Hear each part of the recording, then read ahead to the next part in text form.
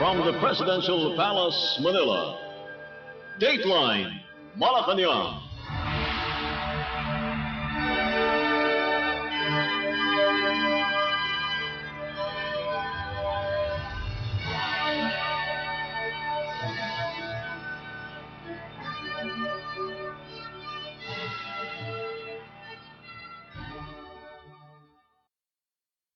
Good day, this is Dateline Malacañang, and here are the news.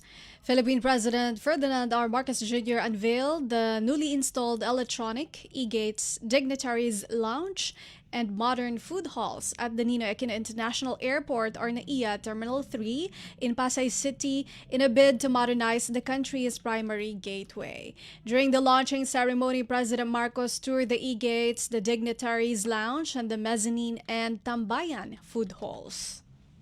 It looks like a real airport finally, because it looks like the airports that we go through when we travel in other places. And to finally see the airport at least functioning like a modern airport, the importance is the multiplier effect of this efficiency is quite massive. The goal was clear: transform the Manila International Airport into an airport that works always with the passengers in mind. E-gates, funded by the new NAIA Infra Corporation or NNIC, is powered by global travel technology company firm Amadeus, which provides advanced solutions to airports, airlines, and border authorities worldwide, supporting secure and seamless passenger processing across major international hubs. The system enables eligible passengers to complete immigration clearance in about 20 seconds, helping ease congestion during peak travel periods by using biometric identity verification and document authentication to streamline processing while meeting the security requirements of border authorities. There is a total of 78 biometric immigration e-gates across NAIA under a phased rollout, with systems already operational at Terminals 1 and 3 where international flights operate. President Marcos inaugurated the 200 square meter dignitaries lounge at Terminal 3, which is designed to accommodate up to 61 distinguished guests. He said the launch of the new lounge reflects the best of what we are, or what we as Filipinos: warm, respectful, and welcoming. The lounge aims to provide a more appropriate and welcoming setting for official engagements reflecting Filipino hospitality while supporting NAIA's role as the country's primary international gateway. President Marcos also led the opening of the 2 new food halls aimed at increasing dining capacity and choice for passengers.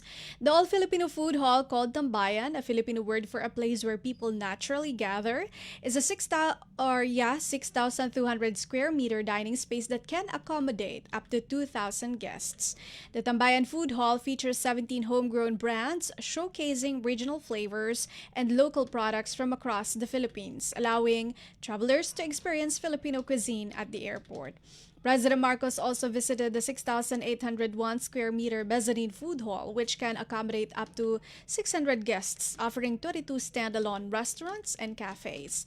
The 2 new food halls reflect NNIC's efforts to improve comfort and choice for passengers, as well as make dining a more integral part of the Terminal 3 experience. Today's launch of the new immigration e-gates builds on that progress. Passengers can now clear in as little as 20 seconds, not 20 minutes, 20 seconds, with further improvements expected as the system continues to learn and begins to stabilize. Ito ay patunay na iginagalang natin ang oras ng bawat bahero at pinanghahalagahan ang kanilang dignidad, sapagkat ang maayos na serbisyo ay karapatan naman ng bawat Pilipino. Beyond immigration, we are also launching the All-Filipino Food Hall, Mezzanine Food Hall, which offers travelers better spaces to rest, to dine, and to reconnect. All-Filipino Food Hall features 15 homegrown brands, while the Mezzanine Food Hall offers 17 standalone restaurants and cafes. These halls allow travelers to experience the flavors of home or discover them for the first time, even within the walls of the airport. Philippine President Ferdinand R. Marcos Jr. Dateline Malacañang. Philippine President Ferdinand R. Marcos Jr. welcomed returning overseas Filipino workers or OFWs and led the distribution of assistance during the 2025 presidential pamaskong salubong at the Ninoy Aquino International Airport or NAIA in Pasay City. Held ahead of Christmas, the event aims to welcome home OFWs arriving from overseas to spend the holidays with their families and loved ones. President Marcos, accompanied by First Lady Liza Araneta Marcos, greeted the returning OFWs and oversaw the distribution of assistance during the activity, which was organized by the Overseas Workers Welfare Administration or OWA in partnership with various government agencies. Ang ating mga OFW, ang ating mga bagong bayani, ang patuloy na nagdadala ng dangal sa ating bansa. Ang bawat OFW natin ay nagsisikap na mabigyan ng mas magandang kinabukasan ng kanilang pamilya sa kabila ng pangungulila at panganib. Kaya naman, ginagawa ng pamahalaan ang lahat upang maging mas malapit, mabilis at maasahan ang ating mga serbisyo para sa ating mga OFW. Among those who attended NAIA was Rodora Tunyakaw, Among those who arrived at NAIA was Rodora Tunyakaw, a Filipina domestic helper who saved a 3-month-old baby during a massive fire in Hong Kong's Taipo district on November 26. Tunyakaw, who arrived in Hong Kong just the day before the fire incident, was admitted to a hospital in critical condition but is now in stable condition. President Marcos hailed Tunyakaw's bravery, saying her heroic act reflects the innate compassion and concern of Filipinos for one another. The annual pamaskong salubong, spearheaded by OWA, will run until the second week of January 2026. In previous years, several pamaskong salubong activities were also attended by President Marcos. Principals and agency heads of the Bagong Bayaning Mundo OFW Serbisyo Caravan were likewise invited to the event, reinforcing the government's whole-of-government approach under the Bagong Pilipinas framework in supporting and assisting returning OFWs. The pamaskong salubong underscores the Marcos administration's commitment to honoring the sacrifices of Filipino migrant workers and ensuring that they feel welcomed and supported upon returning home for the holidays. The initiative aims to provide hope and assistance to returning migrant workers while highlighting the government's commitment to the welfare of Filipinos abroad and their families. Dateline Malacañang. Philippine President Ferdinand R. Marcos Jr. announced that an estimated 130,000 balikbayan boxes will be returned to their rightful owners before Christmas. During the inauguration of the new facilities at the Ninoy Aquino International Airport Terminal 3 in Pasay City, President Marcos said the Bureau of Customs or BOC is now processing the immediate release of around 130 container vans with balikbayan boxes sent by overseas Filipino workers or OFWs but left unattended for nearly a year. President Marcos said the government would exhaust all efforts to facilitate the speedy distribution of the long-delayed balikbayan boxes to the rightful owners. He noted that some of the boxes have already been delivered. Ang nangyari po rito ay nagpadala po ang ating OFW ng balikbayan box, inuwi dito sa Pilipinas. Yun naman yung mga nagdala hindi naman binayaran ang mga dapat bayaran dito sa Pilipinas. Kaya nandun nakatiwangwang lang yung mga balikbayan box for almost yung iba magwa 1 year na. Nandun lang sa Bureau of Customs. Ngayon, sinimula na natin ang pagbibigay at ipagbabalik dahil hindi naman pagmamayari ng pamahalaan yan. Pagmamayari yan ng ating mga OFW. Kaya starting today, i-release na natin.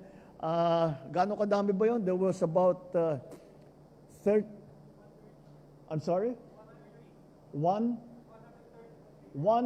more or less 130,000 balikbayan boxes na nakatenga lang dyan, nag-aantay, hindi alam ang gagawin. Now, we will send them back to their owners. Pipilitin natin. Yung mga iba rito, pinadala para pang Christmas gift nung nakaraang taon. Kaya sa wakas, pipilitin natin matanggap naman nila bago dumating naman ang Pasko. Philippine President Ferdinand R. Marcos Jr. Dateline Malacañang. Malacañang announced that Philippine President Ferdinand R. Marcos Jr. has appointed lawyer Annalisa Logan as the new Chief Presidential Legal Counsel. Logan replaced former Chief Presidential Legal Counsel Juan Ponce Enrile, who passed away on November 13 at the age of 101. Logan previously served as a Deputy Executive Secretary for Legal Affairs. She also has extensive experience in civil and criminal litigation, family labor, and human settlements adjudication commission cases, corporate and commercial practice for financial technology companies, real estate development entities, and non-governmental organizations. Logan worked with various law firms including Logan, Masukat, Ronolu Huang, Marcos Ochoa, Serapio and Tan, and Agabin Verzola Hermosa Layawen and De Castro. Palace Press Officer and Communications Undersecretary Attorney Claire Castro also announced the appointment of lawyers Maria Lualhati Dorotan Chuseco and Danielle Marie Rieza Culangen as Senior Deputy Executive Secretary and Deputy Executive Secretary for General Administration, respectively. Joseph Irvin Obenza was named Deputy Executive Secretary for Financial Affairs. Castro said lawyers Jesse Hermogenes Andres, Erwin Santa Ana, and Alimar Mosquito will also join the Office of the Executive Secretary, respectively, serving as Deputy Executive Secretary, Undersecretary for Economic Affairs, and Assistant Secretary. Mga bagong appointments po. Chief Legal Presidential Counsel, Attorney Ana Liza Logan. Senior Deputy Executive Secretary, Attorney Maria Lualhati Alu, C. Dorotan Tioseco. Deputy Executive Secretary for General Administration, Attorney Danielle Marie Rieza Culangen. Deputy Executive Secretary for Financial Affairs, Attorney Joseph Irvin A. Obenza. Deputy Executive Secretary for Legal Affairs, Attorney Jess Hermogenes Andres. Undersecretary for Economic Affairs, OES, Attorney Erwin Santa Ana. Assistant Secretary, OES, Attorney Alimar Mosquito. So yan po ang mga bagong appointments na sa atin ay ibinigay. Press Officer and Communications Undersecretary Attorney Claire Castro. Dateline Malacañang. Malacañang warned that many government projects could face delays if the proposed 2026 national budget is not approved on time. This is Palace Press Officer and Communications Undersecretary Attorney Claire Castro maintained that Philippine President Ferdinand R. Marcos Jr. does not want a reenacted budget, emphasizing that all efforts must be made to avoid delays. Citing the Department of Finance's concern, Castro said many projects would be delayed if Congress fails to pass the spending plan for next year. The Senate on Monday postponed the bicameral conference on the 2026 budget due to issues involving the Department of Public Works and Highways. Meanwhile, the House of Representatives expressed optimism that the delay would not result in a reenacted budget. A reenacted budget occurs when the previous year's budget continues to be implemented because the new budget has not been approved. Such a scenario can cause delays in the implementation of government programs and projects, particularly those requiring new funding allocations. Alam po ng lahat tayo, pati po ang Kongreso, ayaw po ng Pangulo ng isang reenacted budget.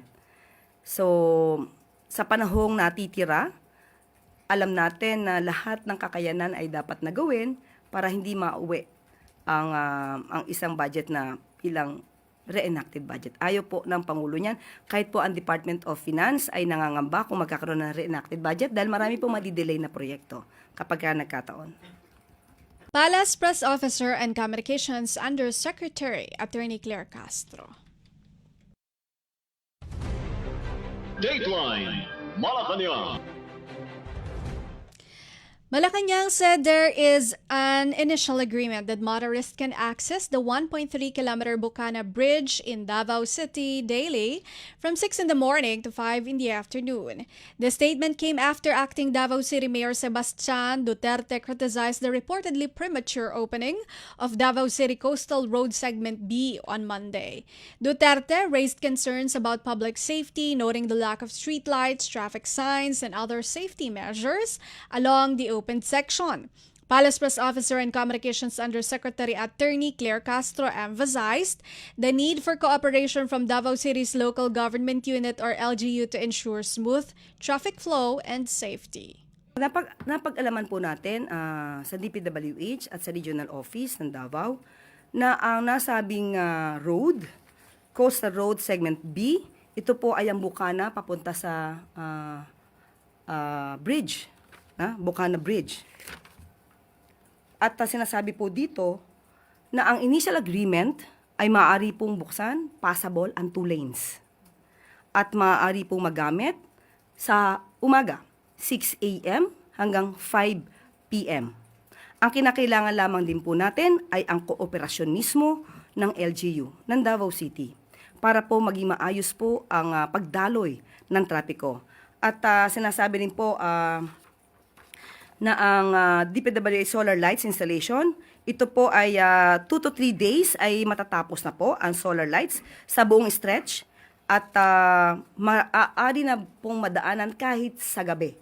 Pero ang sinasabi po natin, maaari po siyang daanan, especially kapag umaga po, ng 6 a.m.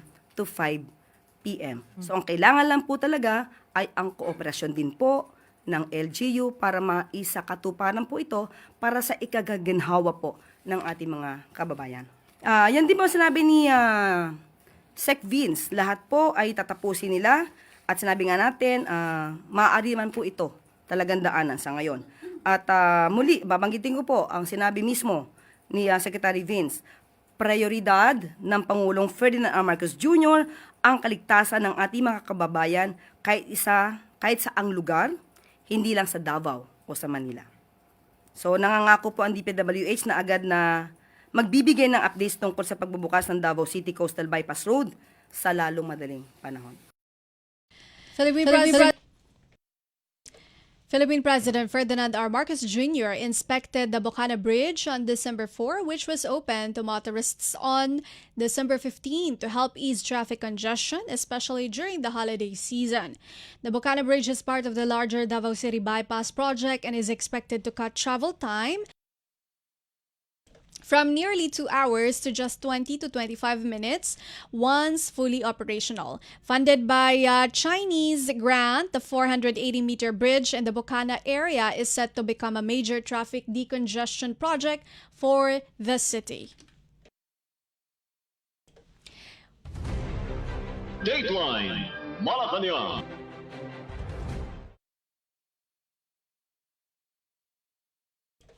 We are temporarily interrupting our Dateline Malacañang news to give way to the message of Philippine President Ferdinand R. Marcos Jr. in his attendance at the oath-taking ceremony of star-ranked officers of the Philippine National Police or PNP. Mula sa Presidential Communications Office at Radyo Pilipinas, ito ang Presidential Live Event. Presidential Live Event.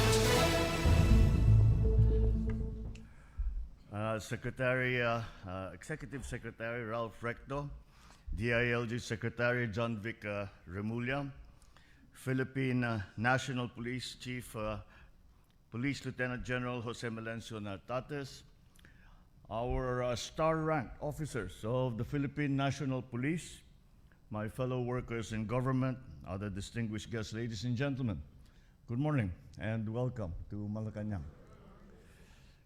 Today, we formally recognize a milestone in your individual careers and in our continuing effort to strengthen the Philippine National Police as a disciplined, professional, and dependable institution. I congratulate the 50 star-ranked officers, 6 of whom are police major generals, 44 are police brigadier generals. Your promotion reflects years of dedicated service, of seasoned leadership, and the confidence of the institution you now will help steer. As you climb up a rank, you must realize this is not only a recognition of your past performance, but rather a clearer and higher expectation of how you must lead from this point forward. Higher rank entails broader authority. You now carry greater influence over police operations, the welfare of your personnel, and most importantly, the trust of the public. This is the stage where leadership is being measured by your judgment, restraint, and consistency in upholding the law. So I ask you to continue to improve yourselves personally, professionally, institutionally. Do not be complacent.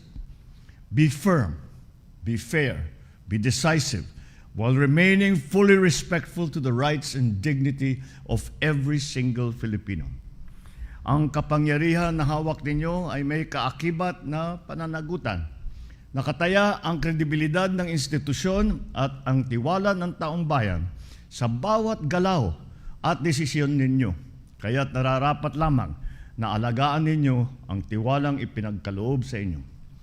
The challenges before us are becoming even more sophisticated and even more complex. We face social divides, political noise, emerging tensions within our communities.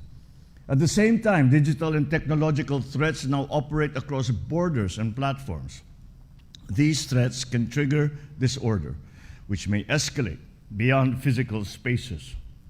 In this environment, our people rely on the police as their immediate and dependable line of protection. Given the nature of your duties, be assured that this administration stands firmly behind the Philippine National Police. We will continue to support reforms that will enhance your capacity and boost your morale. 2 weeks ago, I issued Executive Order number 107, updating the base pay schedule of all military and uniformed personnel. This will be implemented in 3 tranches starting January of next year, with subsequent adjustments in 2027 and 2028. In addition, your daily subsistence allowance will be increased to 350 pesos. So alongside these measures, we remain committed to supporting and ensuring the welfare of your families, recognizing that their well-being is integral to your service as a nation. We also recognize the sacrifices that they make to continue to support our policemen and for you to be able to continue your duties safe in the knowledge that your families have been attended to. As we are in the holiday season, when more people are out in public and families are on the move, this period calls for heightened security and vigilance. So maintain a visible and reassuring presence on our roads, in public spaces, in transport hubs, and in communities where families gather. Tiyakin ninyo ang kaligtasan ng bawat mamamayan upang tunay natin maramdaman ang saya ng Kapaskuhan na may kapanatagan at pagkakaisa at may tunay na ligaya.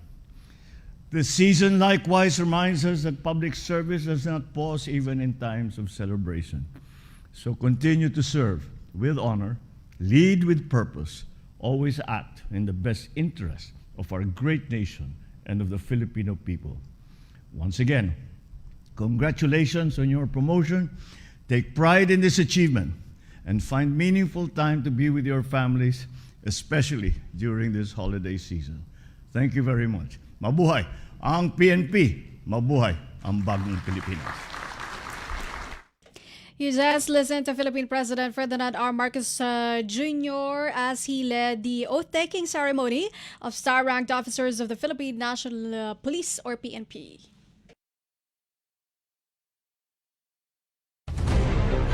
Dateline Malacañang. Moving on to our Dateline Malacañang news, the National Security Council or NSC is currently looking into reports that the father and son behind Australia's deadliest mass shooting traveled to the Philippines a month before the attack.